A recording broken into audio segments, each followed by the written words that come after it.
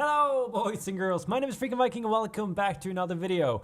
Today marks the very first day of the free-to-play series where I will test my experience. I will put my experience to the absolute limit for your amusement. I apologize if I sound like I'm actually dying, it's just I've been sick for the past 5 or so days. I'm getting better by the day though, so we definitely got this. Right now I'm recording episode number 4 in the background on my secondary monitor, so we're kind of behind schedule, but there's no stopping us now, right? We just gotta go on, we just gotta push this. So I'm thinking, let's run the intro and get started.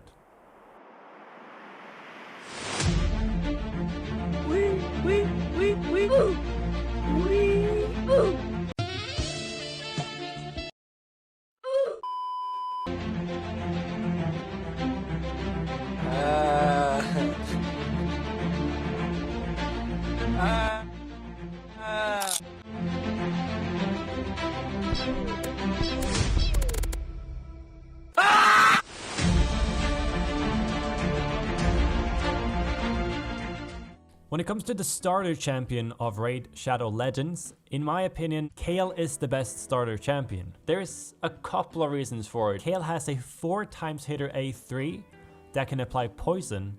His A1 also has poison. And you know what poison is good for? Poison. It's good for every single dungeon. It's also really good against clan boss, so you kind of get like a 3-for-1 with Kayle. You get a arena nuker, a dungeon solo carry kind of thing, and he also does great work in clan boss. So in my opinion, Kayle is the best starter champion. I just wanted to get that out of the way so we don't have to spend 5 hours in the comment section. Kayle is also a champion that can stay with you for a very long time. It has a lot to do with those poisons that I mentioned not too long ago, and they're just so strong. Poison is a very good debuff to have. Now that we're dwelling into the actual game itself, I want to go through a couple of things that it's easy to say just max your Kayle, just focus on your Kayle, do whatever you want with Kayle. It's not really that simple. I mean, you kind of need like a guideline on what to actually focus on. So focus number 1, the very first thing is of course getting him ranked up from 3 stars where he starts off to 4, 5, and 6. Another thing that's really important, and I've seen people not do this, when you log on the game, for every single day you log on, you get a piece of lifesteal gear. What you want to do is roll those lifesteal gear pieces at least to level 8. So you go to your inventory and you upgrade your gear. Those lifesteal will stay with you for a long time. And you want your Kayle to be in lifesteal as quickly as possible. He needs to be in lifesteal in order to perform really well.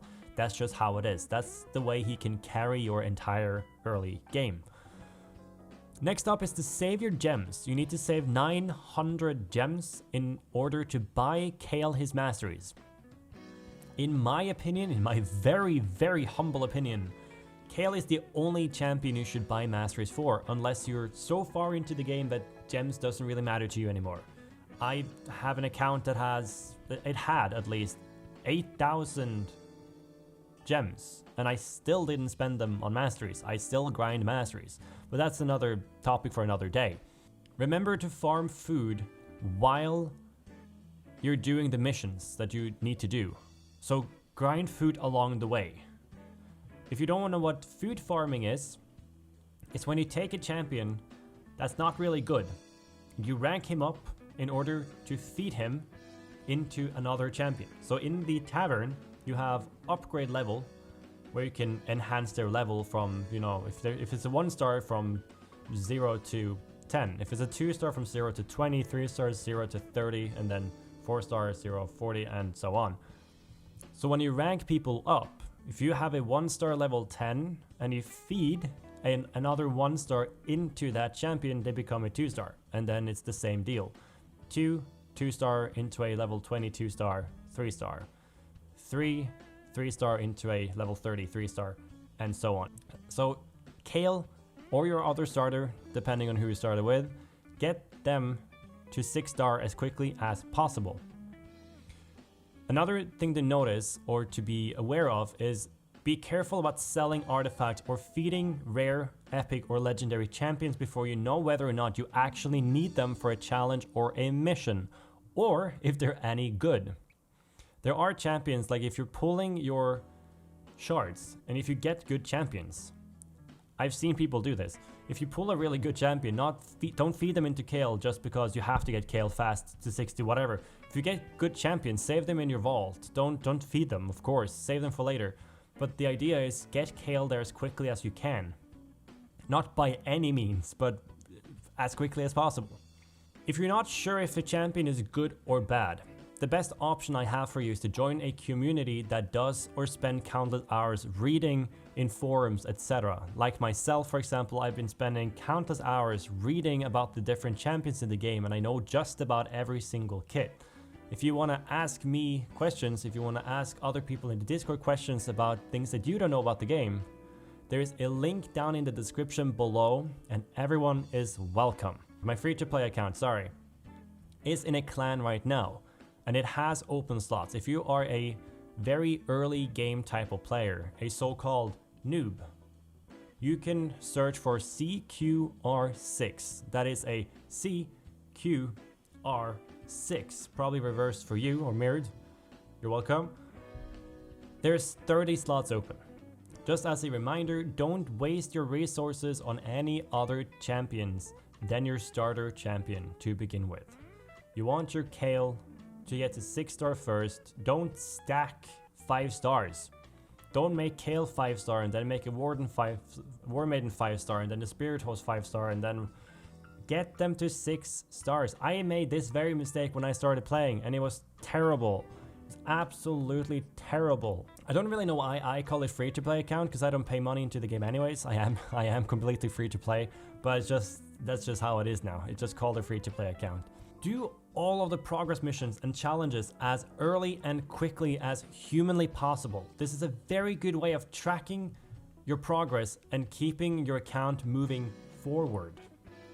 Even if you might not feel like your account is progressing, getting your very first champion to 6 stars, fully ascended, all masteries and everything is absolutely huge. It's a massive milestone. Trust me, it's a massive milestone. And for the love of God, I still see people do this to this day that has been in the community for months on end. Don't give champions that are not being worked on artifacts or gear, that's kind of the same thing, unless you've been given a quest to do so. Some of the missions or challenges is like apply or equip a champion with 3 life artifacts. Or like 3 sets of life artifacts, that's cool, or attack or whatever. Those you need for a challenge or a mission, but don't give champions that are not being worked on artifacts or gear in general unless you've been given a quest to do so. Please, for the love of God. It's a huge waste of silver and resources in general, and it goes for any stage of the game.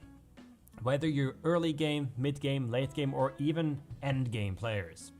This also goes for Faction War. If you have a 3-star champion that you think, oh, this champion might be good for Faction War, don't slap gear on them at 3 stars. They're not going to do anything. There are a couple of champions in the game that can do okay at level 50. Most of them cannot. Don't waste your silver and time on gearing champions that are not being worked on. Please. Just a very friendly reminder, don't pick up rewards right away, especially in the early game. They'll have more value later on. The biggest example is your energy pots, and if you pay close attention to what's going on, you know, kind of behind me on either one of the sides, I don't know which one yet. Energy pots, they scale with your level, and the higher level, the higher maximum energy you can have. So every single pot scales with the maximum energy that you can have, that scales with your level of your account, with the level of your account. So don't just pick them up, save them for when you need them, and do it that way. You don't need to stack 15,000 energy, you only need like 100 and whatever at a time. So don't stack them just to stack them like I did, because I'm freaking stupid. So don't do as I say, don't do as I do, right?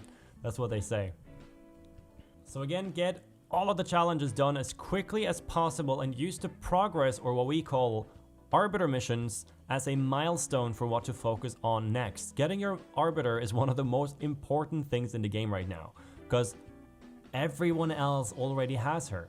If you don't have an arbiter, and I know this is freaking some people out, they absolutely hate it. If you don't have an arbiter, you're gonna be very sad. You're gonna be very sad when you try to go into the arena and get into gold or high gold. It's gonna be a mess, I promise you. An absolute mess.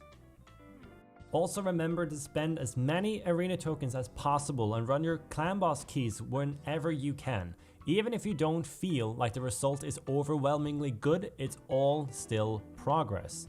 Whatever resources you can gather will help your overall progress.